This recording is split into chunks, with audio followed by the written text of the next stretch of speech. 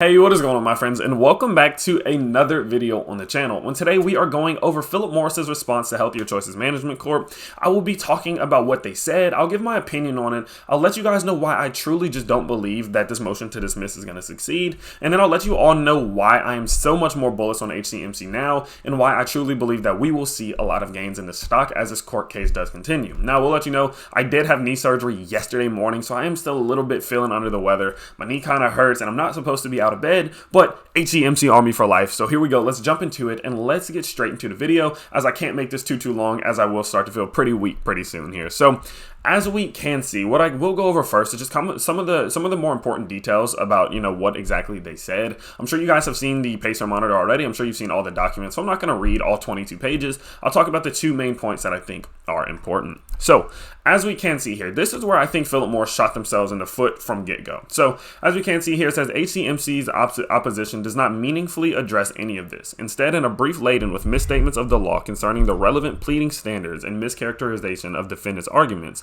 HCMC hides behind the procedural posture in a non-existent claim construction dispute in an attempt to convince the court to let its case get to discovery. The court should decline imposing that burden on the parties. HCMC's deficient infringement theory requires the court to make unreasonable inferences, this is important, and ignore unambiguous statements and the very evidence HCMC proffered. So the reason I feel like they just shot themselves in the foot is this statement right here. So the reason I say that is because I will agree, HCMC may not be providing all of the evidence. They may still be leaving some of the facts, some of the stats, and some of the expert opinions out of it.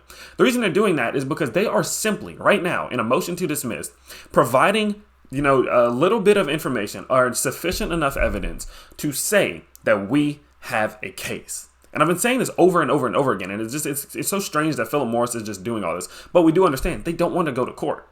Even if they do win this court case, which I don't believe they do, that's still money they have to spend, right? And so I understand that they're going to do whatever they can to get away from going to court, going to discovery. Now, speaking of discovery, that leads me into the second reasoning.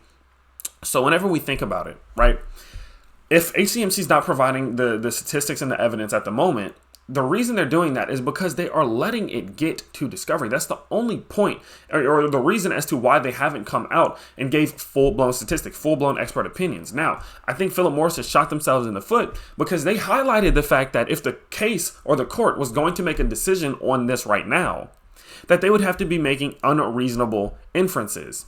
The thing about that is it goes for both sides.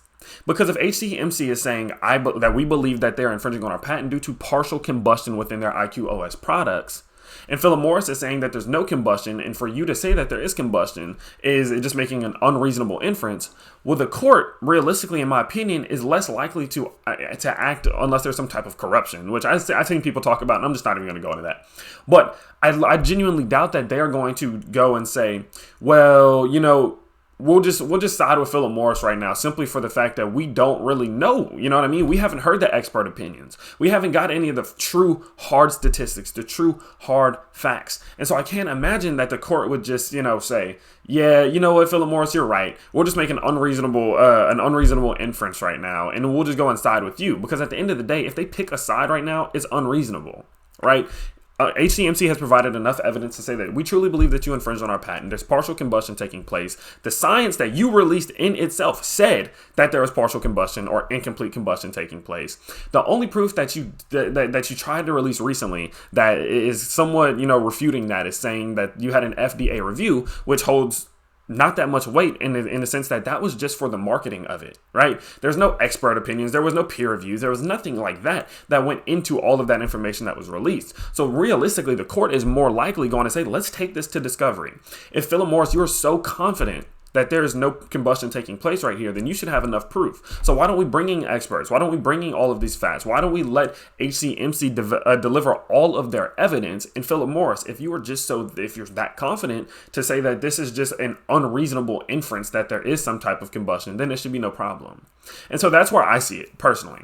So I think that by saying that, they are the ones who brought up the fact that by the court taking a side right now, it would be an unreasonable inference that one side just makes more sense than the other, which is not how a motion to dismiss works. Now, the next thing I want to talk about is going to be the fact that Philip Morris is just solely having one argument. Now, I don't necessarily say this is going to be a good thing or a bad thing for either company, but I will say that it is a very clear line and display of what this entire court case is going to come down to. And that is going to be that no combustion takes place in THS. That is all that this is going to come down to. Philip Morris has no other defense. HCMC really doesn't have any other argument. Other that it comes down to combustion. So this whole case is going to come down to, is there combustion? Is there not combustion? Now, whenever we do think about it, we have seen, I'll go ahead and pull it up here. We have seen that there has been already provided evidence to show that no, there is not full combustion. Full combustion is going to take place at a high temperature of 1,300 degrees Celsius, higher than the heat generated by smoking a tobacco cigarette at about 800 degrees Celsius. But the thing about that is there can be smoke without fire. The harmful components of tobacco generate smoke are products of incomplete combustion or pyrolysis and the degradation of tobacco cigarettes through heat, thermogenic degradation. So as we can see here, there's already been evidence to provide that HCMC has a point. There is an argument, there's a claim, there is a legitimate case being formulated saying there's partial combustion or incomplete combustion, which is no different, in my opinion, from each other. And that with that, you are infringing on our patent. That's why we need to bring in experts to prove it. We need to prove that that is infringement on our patent. And we need to go to discovery to do that. All Philip Morris is saying is no. That's literally all they're saying. They're saying no, it's not. There's not combustion that takes place, and you guys aren't responding, which is simply just not true. And so what I'm saying at the end of the day is I truly just believe that Philip Morris is trying to just dish out any type of, not almost insult at this point, as to why HCMC's case just doesn't make sense. But I truly believe that if the court for some reason was to rule with Philip Morris, which I think is highly unlikely in my personal own non-financial advisor, non-lawyer opinion, would just be quite unreasonable, as Philip Morris likes to say. So that's my opinion. I truly don't believe this is going to go anywhere. I think that realistically, the court is going to take this to the further step. I think that it should come pretty soon here, as I don't think this is too hard. My guess is that within the next few weeks, we'll get a ruling from the judge. Of course, there are no time limits for the judge. There are only time limits for the parties. So this could take who knows how long, but my guess is since there's only one real specific argument going on right now, that they will make up their minds on whether or not that they will just assume that Philip Morris is right or take it to the actual experts, take it to the stats, and get a full understanding of what this technical argument is going to be about. So if we do go ahead, I'm going to pull up HCMC right now on Yahoo Finance, and we'll just kind of take a look at the charts, and we'll get an idea of what the stock is doing, and I'll tell you guys why I'm actually pretty excited. So as we can see here, HCMC had its first very bullish day in quite some time. I mean, it has been a while, almost over a month now, since we saw such a strong green day. I mean, we have seen moments where it's starting to really spike, but it does not maintain levels well. Well, one thing I will say is it does give me a lot of, hope for the future that it is able to break through very strong points of resistance off of news such as this one. Now, was this a little bit of FOMO? Probably so. I mean, we've seen HCMC absolutely fly through the roof out of nowhere, and I'm sure there are people sitting on the sidelines waiting to get in on this thing at any piece of good news, which is exactly what I think we're seeing right here. Now, HCMC did a fantastic job of, countering this floor, countering this resistance at about 10 and not allowing themselves to go under it. I think that's great. I think that's a great show of resistance. And then the fact that through the news yesterday that they were able to burst through this definitely does let me know, that this 0.14 mark, which I thought was going to be their high, realistically, I thought 0.12 was going to be their strongest point of resistance. They broke through 12, through 13, and up through 14, and now they're all the way up to 16. Now, realistically, I'm not 100% sure whether we're going to see them even surpass this previous very, very strong point of resistance here. I'd be kind of surprised to see them pass up 18 on Monday, but you never know. If there is a fast response, as we do start to get more information, I'm sure that we will continue to see this grow. And that kind of feeds into my point that HCMC is reacting well off of news. And so what that tells me is there's a lot of people sitting on the sidelines. There's still a lot of interest in HCMC, and that I think is going to be important to counter a lot of that short volume as we have seen. As we can see here, that whenever the amount of total volume does increase dramatically, that the short volume ratio decreases dramatically. And so what that means is there is a lot of positive interest in this company right now, and that whenever there is good news or there's some type of good sign that there could be a win in this lawsuit, that they still have a lot of people supporting them. And I think that'll be very important if we do want to see a minor little short squeeze, or if we do just simply want to see this stock price grow, especially when they do come up with a win, which I am expecting that they will. Now, the timeline on that, not 100% sure, and so I do hope that as the future does go on, that we will see all of these investors who will get in on good news remain in as the court case does come to a close.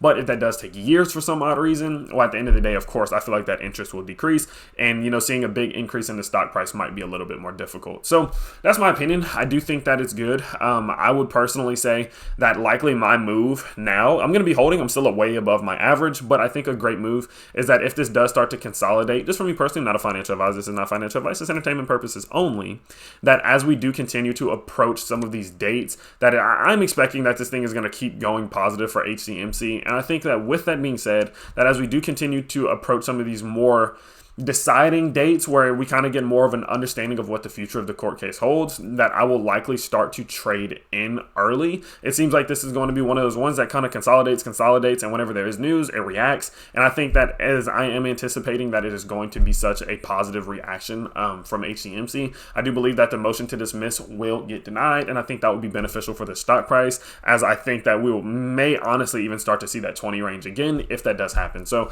I'll definitely keep an eye on it. I'll keep you guys as up to date as possible. Again, I did have surgery just a few days ago, so I might be a little bit under the weather for the next few days, but hopefully I'm back better than ever in the coming few weeks here. So I hope you guys did enjoy today's video. Again, I know it was super duper opinionated, and that's something I tend to avoid on this channel, but whenever I have such a strong opinion on a company I am very passionate about, I'm not scared to voice it, just because I do believe that it is something that I'm not really basing off of bias. I'm just basing off of, the facts that we have been presented, and it does seem like Philip Morris has kind of taken a very odd route to try to get this, dismissed, and it doesn't really make too much sense. So that's why I'm basing my opinion. I hope you guys do enjoy that. If you guys did enjoy today's video, of course, you can let me know by smashing that like button and subscribing to the channel if you are new.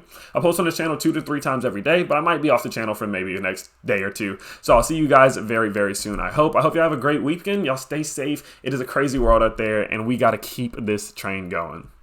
Peace.